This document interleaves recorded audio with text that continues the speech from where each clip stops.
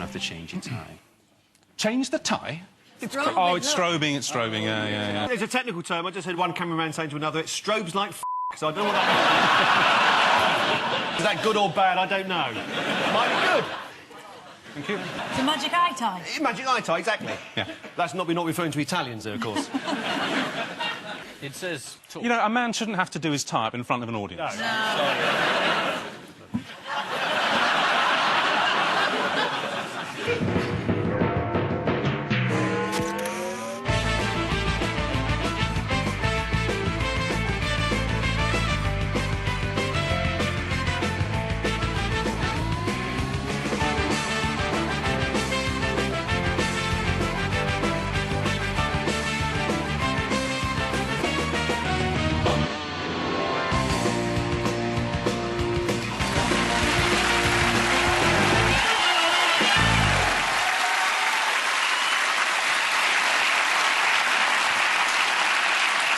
Good evening and welcome to Have I Got News for You? I'm Richard Madeley, and in the news this week, as Michael Winner retires from his post as Sunday Times restaurant critic, auditions get underway to find a suitable replacement. Yeah. After failing to coax the family cat out of a tree with a saucer of milk, Richard Hammond reverts to Plan B.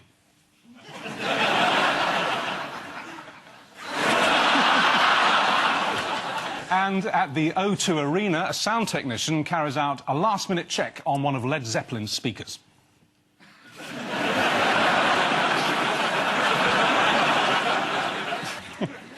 OK, on Ian Hislop's team tonight is a stand-up comedian whose act has been described as observational patter from a black comic who might be the next Lenny Henry. That's harsh. Please welcome Stephen K. Amos.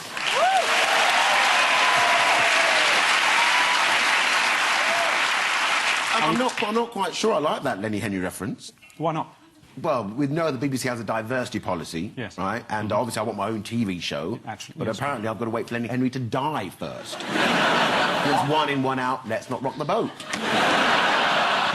Actually, I did do the Royal Variety recently, and I did that same line, and Prince Philip walks past in the lineup, and I swear to God, he goes, "Who? So you're the young man who wants Lenny Henry to die?" We can arrange that. This puts a Diana crash into a new light, doesn't it? And with Paul Merton tonight is a TV and radio presenter who once complained about sexism in the media. She said, "I worked for one guy for 3 years, and he only ever called me darling." Well, never mind the gossip, love, we've got a show to do, OK? Would you please welcome Laverne?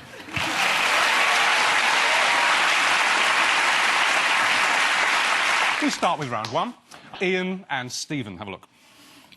Freddie Mercury tribute act. It's Lisbon. This is the big European sign-off. Yeah, Except he's not there.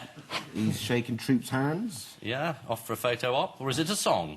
Oh, blimey. You're trying to arrest the Home Secretary.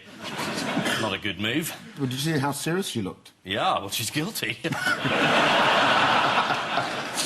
Well, the last one, obviously, is something to do with the big furore about the police wanting an increase in their wages. Yes, they've had a good year. Well, exactly, and they always have a good bloody year. Well, according to all my friends have been nicked. They were given a pay increase, yeah. And then she said, "Oh, we can save money by not giving you the pay backdated." And the police have said, "Well, you know, we can't go on strike, but can you imagine what would happen if we did?" And we're all going, "Yeah, what would be the difference?" It's been another turbulent week for Gordon Brown. What's he been trying to avoid this week? You touched on it. Brussels, presumably. Lisbon. No, Lisbon, sorry. Oh, no. It's all the same to me. Lisbon, Brussels, Lagos, Nigeria. Yeah. I used to live in Lagos. Did you? Yeah. When I was very small. Ah. Could you narrow it down a bit? But it's classic. Gordon Brown. The whole of Europe says, we're going to sign the treaty, big photo opportunity, lunch, it'll be terrific. Gordon arrived at 2 o'clock. After lunch, they were literally clearing away the coffee, and our Prime Minister goes around and signs it all on his own. Oh. It's rather sad.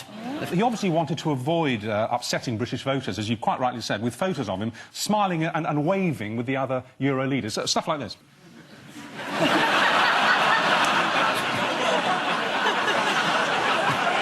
This is the BBC again. They've just faked that photo. They just don't learn, do they? Probably have a phone in a minute.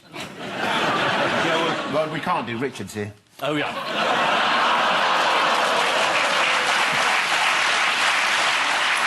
UK, we say. Did you see what a senior EU diplomat said about Gordon's indecision and havering on this? No? What, he said this is typical of Gordon's bottle. He said some will react with mirth, some will react with horror, and some will react with pity. How would you react, Paul? Mixture of all three. Yeah. Apart from the signing... Well, then my face is strobing.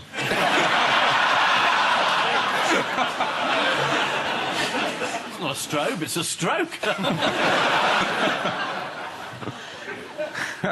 Apart from the signing of the treaty, yes. What else, according to the Times, did Gordon miss at the summit? He missed a speech by somebody. Who made it? God, they probably all made speeches. I thought you'd know this, Ian. I really did. So did I, Ian. That's why I'm on your team. It was a speech by Hans-Gert Pottering. He's president of the European Parliament. And you apparently do an impression of him. Oh, is he the ex-German ambassador? Is he the one who always said, why do you always mention the war? Everyone in Britain goes on and on about the war. It's not funny, it's not clever.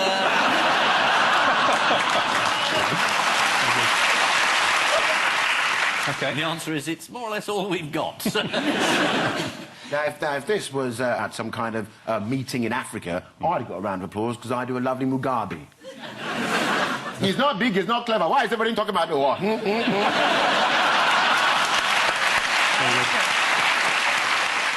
What sneaky trick are the Germans planning, according to the Sun? At the last minute, they tried to put back the flag, the anthem, and the fact that Germany makes all the decisions. Wrong, right and wrong in that order. Oh, right. So it's the anthem. The official anthem has lyrics written by an Austrian because they like singing to a German tune, as we all know, as history shows. You see, they know nothing. OK, yeah, it's to ode to joy, but it doesn't fit. It goes like this. Europe is united now, united may it remain. There's two more lines. Our unity in diversity may contribute to world peace. That's it. I can make it work. Go on, then. Europe is united now, united may it remain. Our unity in diversity may contribute... No, you're right, can't you? It's impossible. He's been about a bit this week, our Gordon. Where else has he been? Iraq. Yes. To say the troops are coming home. Been to Afghanistan. To tell them they're staying there forever. The troops were very pleased to see him at first, but were clearly getting bored by the time he started doing his Tommy Cooper impressions. I would be worried if I was him that everybody else is in camouflage behind him.